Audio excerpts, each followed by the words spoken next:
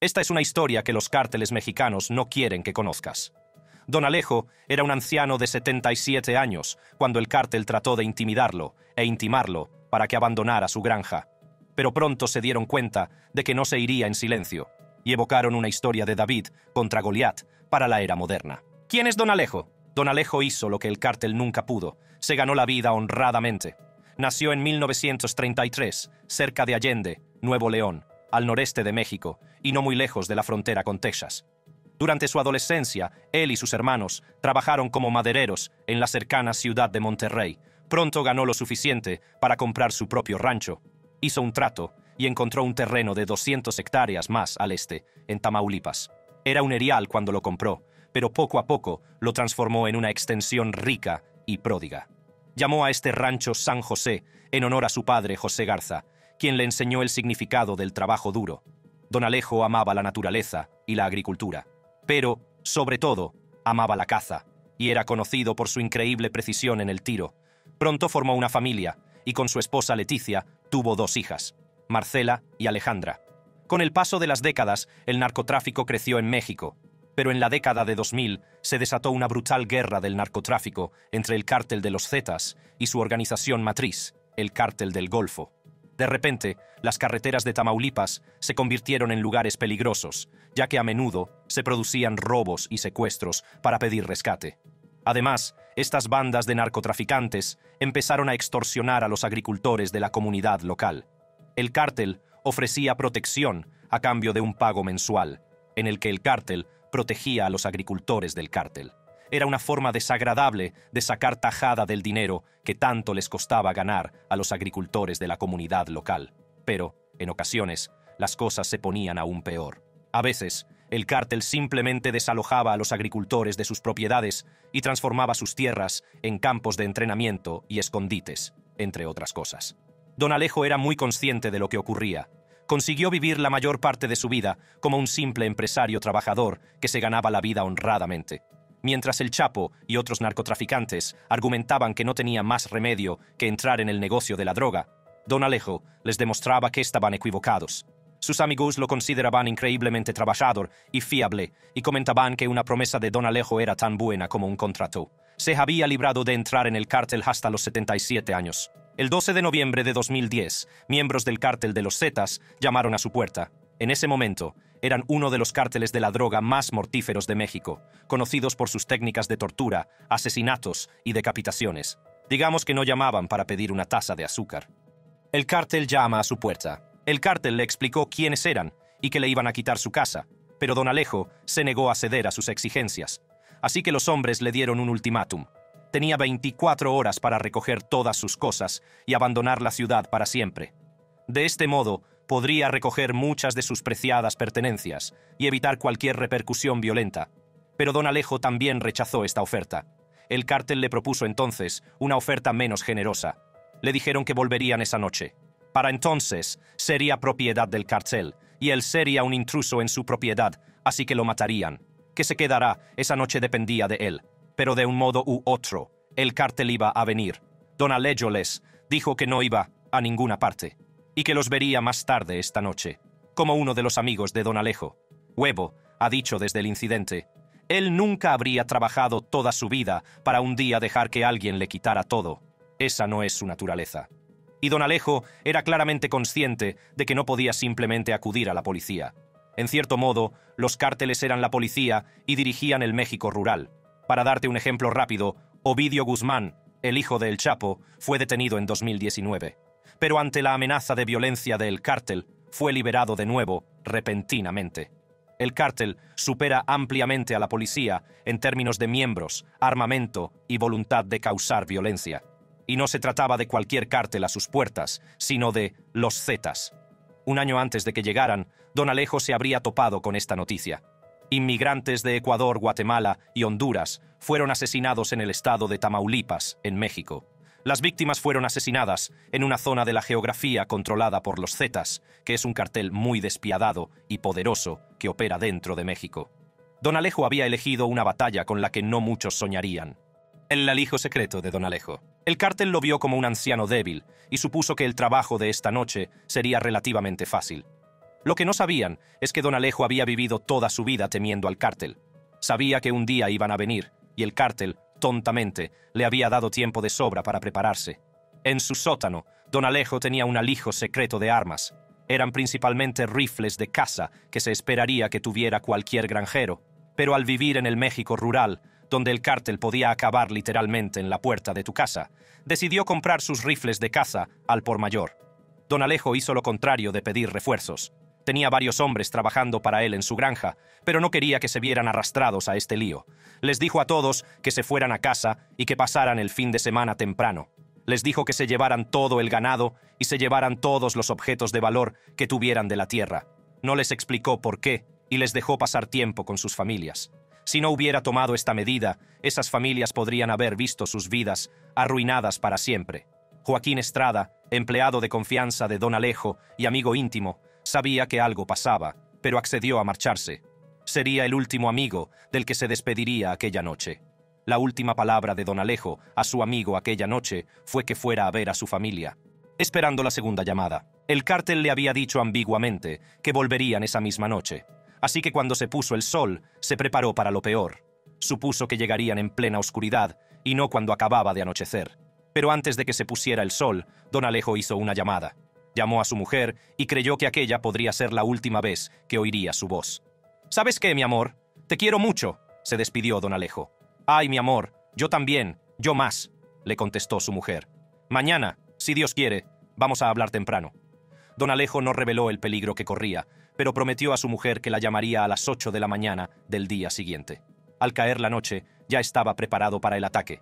Pasaron las horas, y a medida que el reloj se acercaba cada vez más al amanecer, probablemente asumió que podría haber sido una amenaza vacía. Tal vez el cártel pensó que podrían asustar a un anciano para que abandonara su casa y luego, simplemente, entrar en una casa vacía a la mañana siguiente. Pero a las 4 de la mañana, solo 1 o 2 horas antes del anochecer, llegó el cártel. Y tampoco se colaron en la granja, sino que empezaron a tocar el claxon, a encender las luces y a disparar sus armas al aire. Estaban reclamando agresivamente su nuevo territorio. Cuando el cártel oyó disparos desde la casa, disparos que no eran propios, se dieron cuenta de que aquel anciano no iba de farol cuando dijo que les vería más tarde esta noche. Aprendieron por las malas que una promesa de don Alejo era tan buena como un contrato. Comienza la batalla. Don Alejo protegía su casa del mismo modo que los soldados medievales protegerían un castillo. Tapiaba las ventanas, pero dejaba huecos para poder ver hacia afuera. Tenía un rifle y munición en cada ventana y podía atacarles desde todas las zonas. Lo que el cártel no sabía era que don Alejo era un tirador increíblemente bueno, pues sus días de cazador le daban mucha experiencia. En lugar de ciervos o alces, ahora cazaba a miembros de un peligroso cártel. Su puntería era tan precisa que superaba a la de los miembros del cártel. Si hubiera elegido una vida criminal, podría haber tenido un éxito increíble. Pero eligió una vida honrada y hacía lo que fuera necesario para proteger su hogar y la tierra en la que había trabajado toda su vida. Su táctica era sencilla. Don Alejo se asomaba a una ventana y mataba a tiros a un miembro del cártel. Luego corría a otra ventana y hacía lo mismo. Pronto se hizo evidente que don Alejo acababa de matar a 4 letales miembros del cártel y aún no habían llegado a su casa. El cártel se retira. En un momento dado, el cártel decidió retirarse. Acababan de perder a 4 hombres y estaba claro que este trabajo no era tan sencillo como parecía. Tenían 3 opciones. La primera era retirarse por completo del rancho. Podían darlo por terminado y darse cuenta de que no valía la pena luchar por esto. Pero si fueras miembro de un cártel y tuvieras que decirle al líder de tu cártel que tú y varias personas más sois demasiado cobardes para luchar contra un granjero de 77 años, tu pertenencia a este cártel podría estar en revisión, y el cártel no deja que sus miembros se marchen y se vayan a otro trabajo. La segunda opción era seguir luchando. En algún momento, con suerte, este anciano se quedaría sin fuerzas. Tenían que seguir luchando y alguien acabaría abatiéndole. Pero, de nuevo, esta opción también tenía sus riesgos. ¿Y si perdían? ¿Y si este granjero geriátrico conseguía abatir a tiros a este grupo de hábiles miembros del cártel? El cártel ha llegado a donde está gracias al miedo, y esta historia por sí sola se extendería por todo México y haría saber a las comunidades que no había que temer al cártel. En lugar de eso, optaron por una tercera opción. En sus camiones llevaban armas mucho más avanzadas que las pistolas. Este cártel se dio cuenta de que no podía combatir el fuego con fuego, sino que tenía que utilizar armas superiores contra él. Y como hemos mencionado antes, el cártel tiene armamento mucho más avanzado que la policía.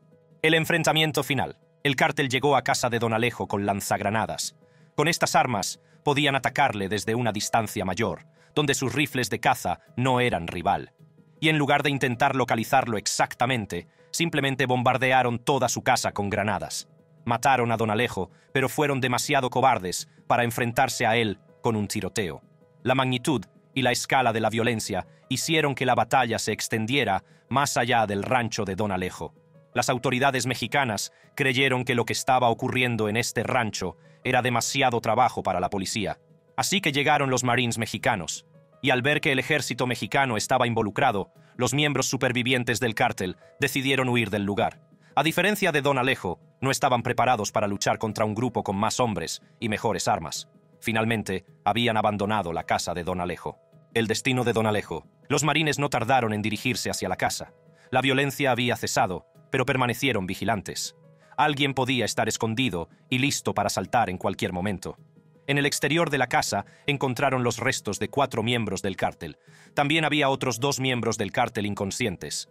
Eran más de las 8 de la mañana y Leticia no recibía ninguna llamada de su marido, como había prometido.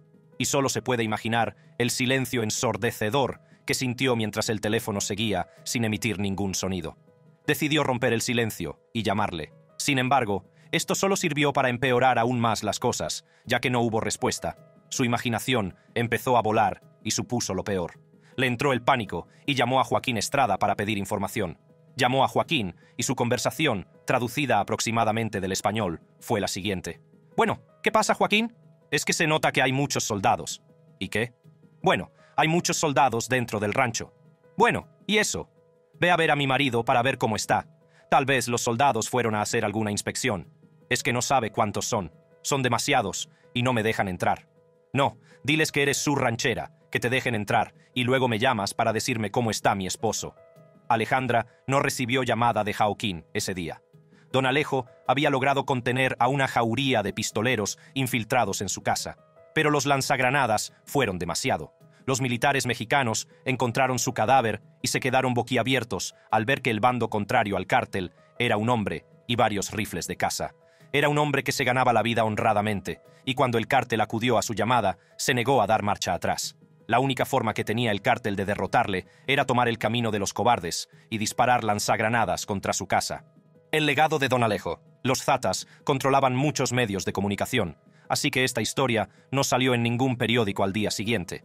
Don Alejo había humillado al cártel y no querían que nadie lo supiera. Sin embargo, el periódico Milenio decidió publicar la heroicidad de Don Alejo y dar a conocer a la gente lo cobarde que había sido la reacción de esta banda criminal. Y puede que el cártel controlara los periódicos, pero no podía controlar las redes sociales. Con el tiempo, la noticia de Don Alejo se extendió y se convirtió en un icono cultural. El hecho de que el cártel intentara acallar la noticia no hizo más que difundirla aún más. Días antes de que Don Alejo fuera asesinado, le compró a su mujer un rosal en una bolsa de plástico. Le dijo que así no tendría que ir a una floristería a comprarle rosas, sino que este rosal le proporcionaría un suministro inagotable de ellas. Y después de su muerte, este rosal fue plantado en el rancho. De este modo, Don Alejo sigue proporcionando rosas a su amada esposa mucho después de su muerte. Periodistas mexicanos como Denise Maerker y Ciro Gómez lo elogiaron como a un héroe. En la cultura mexicana existe una tradición musical popular conocida como corrido, que es una balada folclórica que conmemora acciones heroicas. El cantante Miguel Gastelum, el patrón, tiene un corrido sobre Don Alejo, cuya letra se traduce como «Fuiste muy buen cazador y un tirador muy certero. Además, un gran caballero, un trabajador, un buen amigo, recto y un hombre de honor». Su relato también es un sombrío recordatorio de la sociedad mexicana. Si uno de mis parientes ancianos se viera amenazado por un grupo de matones en la puerta de su casa, esperaría que la policía fuera capaz de resolver la situación.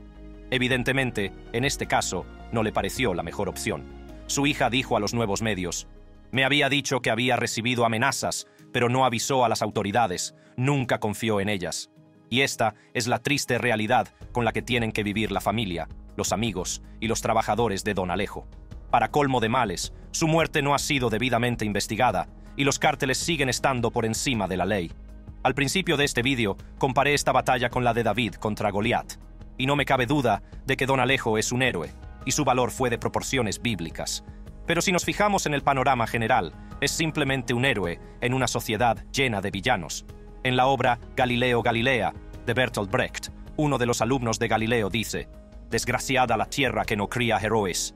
A lo que Galileo responde: «No, Andrea, infeliz es la tierra que necesita un héroe. En una sociedad que funcione correctamente, no deberías verte obligado a luchar contra un cártel para proteger tu hogar».